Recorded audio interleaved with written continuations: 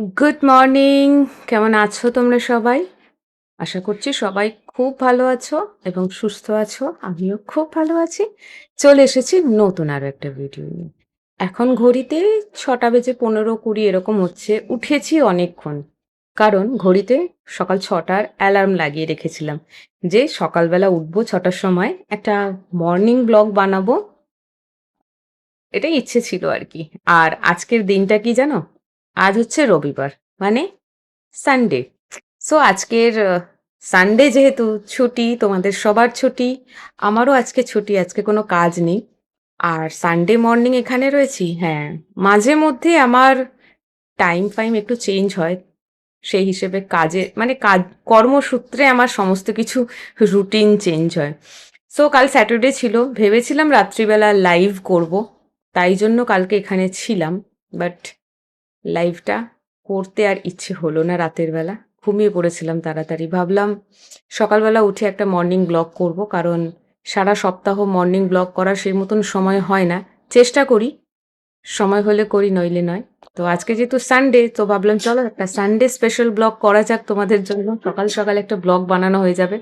কারণ আজকে সানডে কোনো ভিডিও শ্যুট করার সময় আজকে হবে না। আর আজ সানডে আমি যে আজ সারাদিন এখানে থাকবো তা কিন্তু নয়।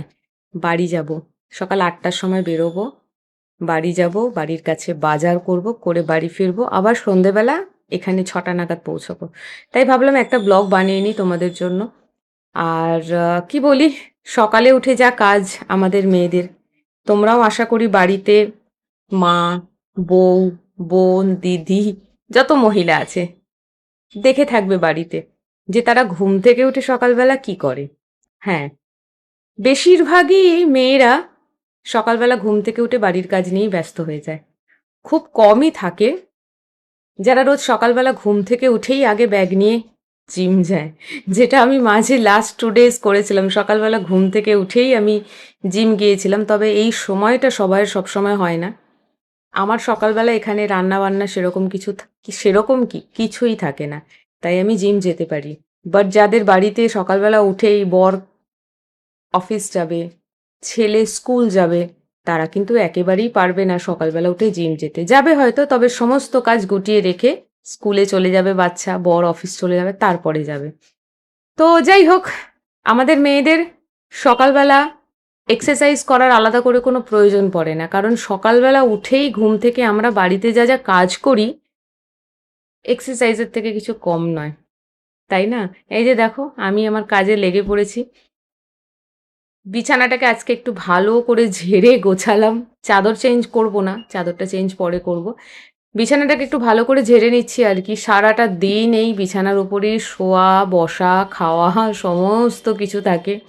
তাই জন্য বিছানাটাকে একটু রোজই আমি ঝাড়ি। সবসময় সেটা ভিডিওতে দেখানো সম্ভব হয় না। আর আমার বিছানার উপরে অনেক জিনিস থাকে। যত জিনিস থাকবে তত বেশি নোংরা হবে। সেইজন্য আমাকে একটু ভালো করে ঝেড়ে নিতে হচ্ছে। আজকে এই সারাদিনের মতন ঝাড়া হয়ে যাচ্ছে। তারপরে সন্ধ্যাবেলা ফিরবো এখানে। এলে আমি পরিষ্কারই পাবো।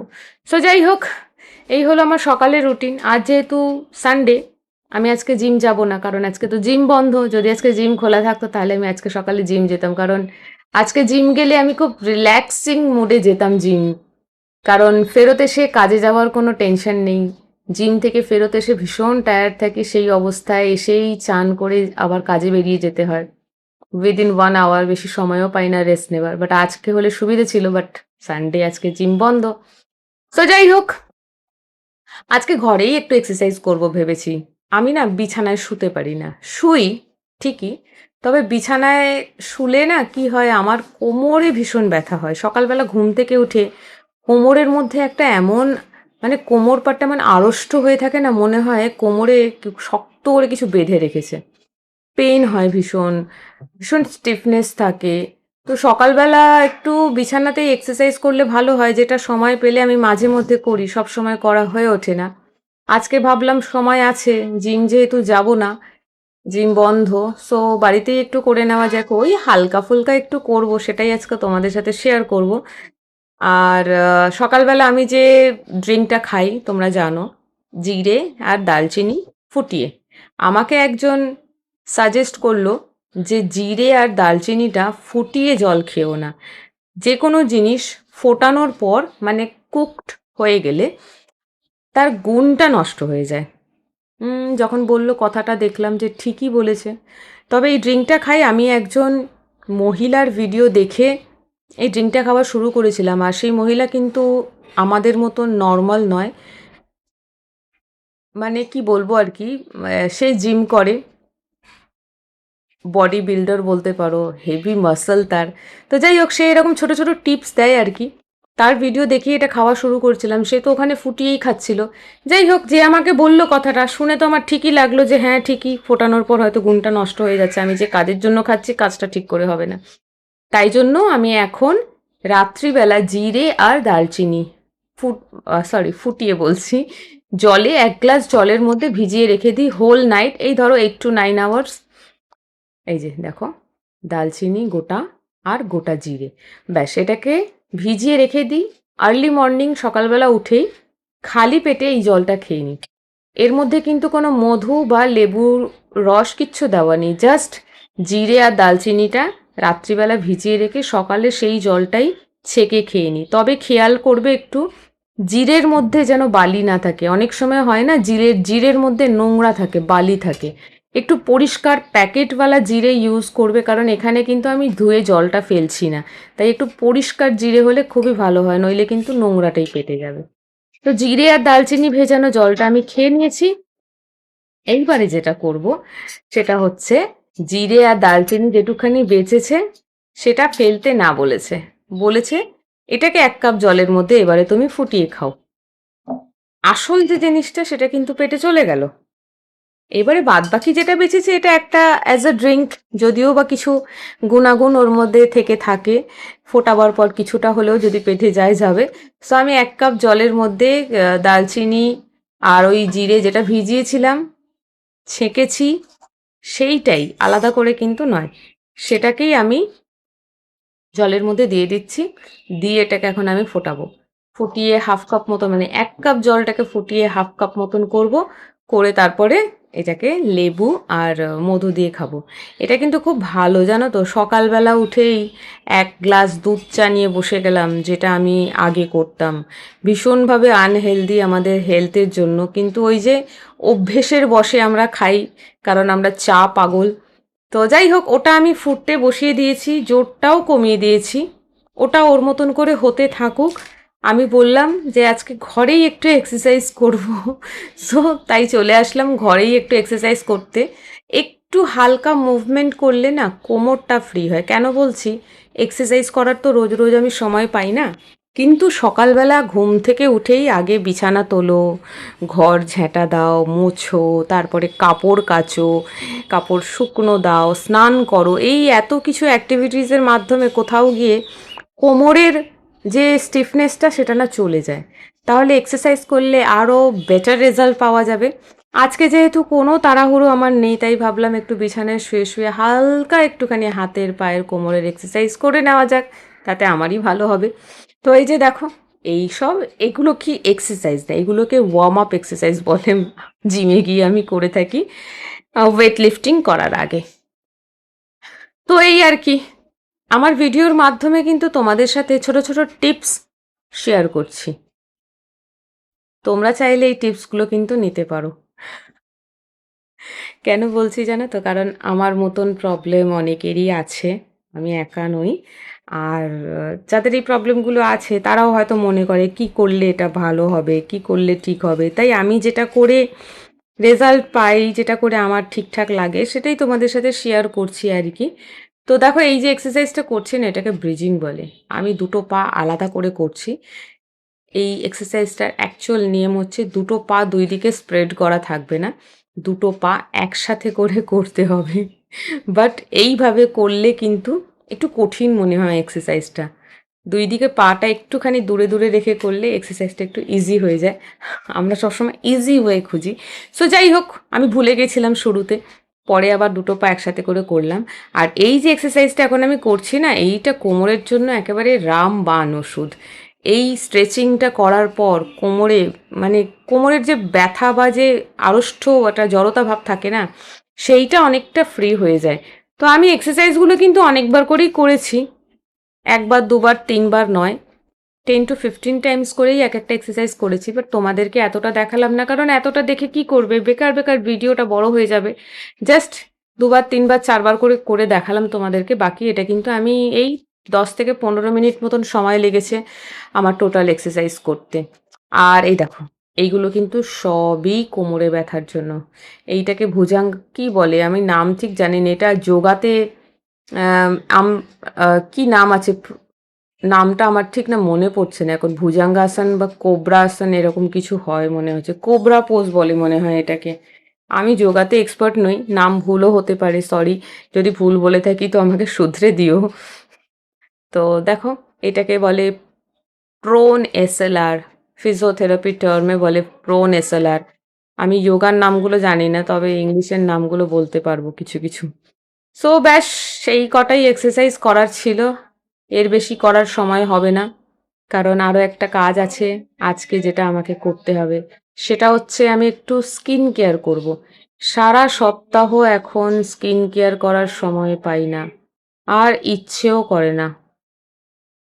মাঝে মাঝে মনে হয় সবার থেকে দূরে কোথাও চলে যাই, যেখানে কেউ আমাকে চিনবে না, নো ওয়ান, নতুন করে সবটা শুরু করি। কিন্তু ওই যে ভাবলেই তো আর সেটা করা যায় না। আমার ছেলে আছে, তাকে দেখতে হয়। সো তাকে ছেড়ে আমি যেতে পারবো না। বাট মাঝে মাঝে ইচ্ছে হয়। বিভিন্ন কারণে ভীষণভাবে ডিপ্রেসড থাকি, যে কারণে কালকে রাত্রিবেলা আমি লাইভ আসিনি। মাঝে মাঝে কারোর সাথে কথা বলতে ইচ্ছে করে না, কারোর সামনে যেতে ইচ্ছে করে না, ভীষণভাবে ডিপ্রেসড থাকি আমি। বিভিন্ন কারণে, ফ্যামিলিগত দিক থেকে হতে পারে, কাজের চাপ হতে পারে, ছেলেকে নিয়ে টেনশন, নিজের লাইফ নিয়ে টেনশন, কত কিছু মাথার মধ্যে ঘুরতে থাকে। সব কিছু যখন একসাথে মাথার উপরে চেপে বসে না, তখন আর নিজেকে ঠিক রাখতে পারি না। তখন ওই উম, কি করি জানো তো, তখন নিজেকে কোয়ারেন্টাইন করে নিই এই রুমটার মধ্যে। তখন কারোর সামনে আসি না, কারোর সাথে কথা বলি না, একদম একান্তে নিজের সাথে সময় কাটাই। টিভি দেখতে ইচ্ছে হলে টিভি দেখি, গান শুনতে ইচ্ছে হলে গান শুনি, কিছু রান্না করে খেতে ইচ্ছে হলে রান্না করে খাই বা কিনে খাই, বা ঘুমোই। তখন ভিডিও, রিলস কিচ্ছু করতে ভালো লাগে না। এরকমই একটা দিন ছিল কালকে, স্যাটারডে ছিল। কালকে এখানে থাকলামও সেই কারণে যে রাত্রিবেলা লাইভ করব। কাজ থেকে ফিরলাম বাড়ি রাত 9:30।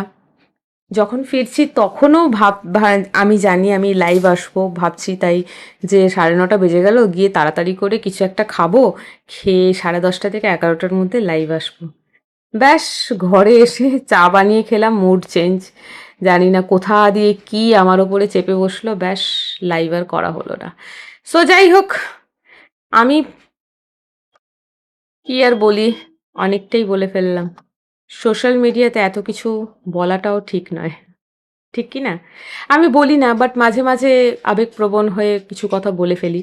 সো যাই হোক, এই টপিকটা এখানেই স্টপ করছি। আর আমি কি করছি দেখো, জিরা ওয়াটারটা বসানো রয়েছে, ওটা কিন্তু ফুটছে। আর আমি তোমাদেরকে ভিডিওতে শুরুতেই দেখালাম, বলেছি স্কিন কেয়ার করব। তো আজকে স্কিন কেয়ারে যেটা রয়েছে সেটা হলো বিটরুট পাউডার। অনেক দিন হলো বিটরুট পাউডার মুখে লাগানো হয়নি, বা কিছুই করা হয়নি। ওই যে একটু আগে বললাম না, যখন বিভিন্ন কারণে ডিপ্রেস থাকি তখন কিছুই করা হয় না, নিজের যত্নও নেওয়া হয় না। তখন নিজেকে যতটা কেয়ারলেস করতে পারা যায় সেটাই আমি করি। তো কিছু করার সময়ও পাই না, আর সময় পেলে আমার ইচ্ছেও হয় না। আজকে এই স্কিন কেয়ার রুটিনটা, early morning skin care routine, কি আজকের ভিডিওর ক্যাপশনটা তাহলে এটাই হবে, Sunday special skin care blog or early morning skin care routine. এটা দিলেই বেস্ট হয় না? যাই হোক, দেখা যাবে। এখন ভিডিওটাকে ভয়েস ওভার দিয়ে এডিট তো করি, তারপরে ভাববো যে টাইটেল কি দেওয়া যায়। তো দেখো, একদম ঠান্ডা ঠান্ডা এই প্যাকটা। ঠান্ডা কেন বলছি বলো তো, কাঁচা দুধ দিয়েছি তো, আর দুধটা না ফ্রিজের মধ্যে রাখা ছিল। একদম ঠান্ডা ঠান্ডা, মুখে লাগাচ্ছি তো একদম ঠান্ডা হয়ে যাচ্ছে মুখটা। সো এইটুকখানি আজকে আমার স্কিন কেয়ারে। আজকে কিছুই করিনি, জাস্ট বিটরুট পাউডারটা নিয়ে গুলতে হবে তো পাউডারটাকে, একটা পেস্ট বানাতে হবে, তার জন্য একটা লিকুইড দরকার ছিল। আমার কাছে গোলাপ জল ছিল না, গোলাপ জল থাকলে আমি গোলাপ জল দিতাম। গোলাপ জল যেহেতু নেই, সো দুধ আছে, দুধ না থাকলে প্লেন ওয়াটার দিতাম। দুধ যেহেতু আছে, সো দুধ দিয়েই আমি আজকে এই ফেস প্যাকটা বানালাম। বিটরুট পাউডারটা না স্কিনের জন্য খুবই ভালো, বাড়িতে ইউজ করতে পারো। আমি তো ভেবেছিলাম বিট নিয়ে এসে শুকিয়ে তার পাউডার বানিয়ে রাখবো, বাট কখন করব? রৌদ্রের অভাবে কাপড় শুকনো করতে পারছি না, যেহেতু আমি বাড়ি থাকি না। যখন রোদ ওঠে তখন আমি বাড়ি নেই, আর যখন আমি বাড়ি আসি তখন রোদ গিয়ে বৃষ্টি শুরু হয়ে যাচ্ছে। আমার জামা কাপড় শুকনো হচ্ছে খুবই কষ্টে ঘরের মধ্যে ফ্যানের নিচে। এইবারে বিট নিয়ে এসে তাকে রোদে শুকনো করতে হবে। রোদে শুকিয়ে তার পাউডার কখন বানাবো? রোদই তো পাই না আমি। সেই জন্য বিটরুট পাউডারটাই ইউজ করছি। দেখো লাগানো হয়ে গেছে, আমি ফেসে লাগালাম অ্যান্ড নেক পার্টে লাগালাম। এবারে স্নান কিন্তু এখনো হয়নি, স্নান করব। স্নান করব, করেই আমি বাড়ি চলে যাব। আর এই বিটরুট পাউডারের প্যাকটা লাগিয়ে কাজও আছে ঘরে করার। সকালবেলা আসল কাজটাই তো তোমাদেরকে করে দেখানো হলো না, সেটা হচ্ছে ঘর ঝাড়ু পোছা। ঘর ঝাড়ু পোছাটা কিন্তু হয়নি, সেটা ভিডিওতে আমি ইনক্লুড করছি না, কারণ এখন না ক্লিনিং ব্লগ কিছু দিলেই সেই ব্লগটা ইউটিউবের তরফ থেকে রেস্ট্রিক্ট করে দিচ্ছে, তাই আর ক্লিনিং পার্টটা এর মধ্যে আমি অ্যাড করলাম না। আমি ক্লিনিংটা এই ফেস প্যাকটা লাগিয়েছি, জিরে ওয়াটারটা ফুটে গেছে, এটা খেয়ে তারপরে ঘরটা ঝাড়ু পোছা করবো। ততক্ষণে আমার মুখটা খুব ভালো করে শুকিয়ে যাবে, দিয়ে স্নানে চলে যাব, ব্যাস। আর কি, এই যে দেখো জিরে দালচিনিটা ফোটালাম, তারপরে এর মধ্যে একটুখানি লেবুর রস চিপে দিলাম, আর নিয়ে নেবো একটুখানি মধু। এইভাবেই তো আমি খাই নর্মালি। তো আমার এক পরিচিত মানুষ আমাকে সাজেস্ট করলো যে ফুটিয়ে খেও না, ওটাকে ভিজিয়ে রেখে খাও, পরে ওটাকে ফুটিয়ে নিও। তার কথা শুনেই মনে হলো ঠিকঠাকই বলছে, তাই জন্য এখন থেকে রুটিনটা চেঞ্জ হয়ে গেছে। সো ব্যাস, ডান।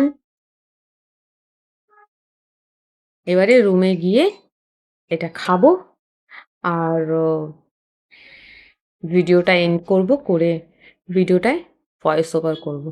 আর ভয়েস ওভার করার সময় আমাকে আকাশ পাতাল ভাবতে হবে, কত কি বলবো। অনেক কিছু অলরেডি বলেও ফেলেছি। ওকে, সো যাই হোক, চুলটা দেখো, আমি চুলটা একটু বেঁধে নিচ্ছি, কারণ নেকে লাগিয়েছি তো, আর পাখার হাওয়ায় বসবো, চুলগুলো সব এসে না ওই প্যাকটার মধ্যে আটকে যাচ্ছে। যাই হোক, চলো, ভিডিওটা কেমন লাগলো কমেন্ট করে অবশ্যই জানিও। অনেক বকবক করলাম ভিডিওর মধ্যে, একটু কষ্ট করে শুনে নিও কেমন। চলো, টাটা, ভালো থেকো।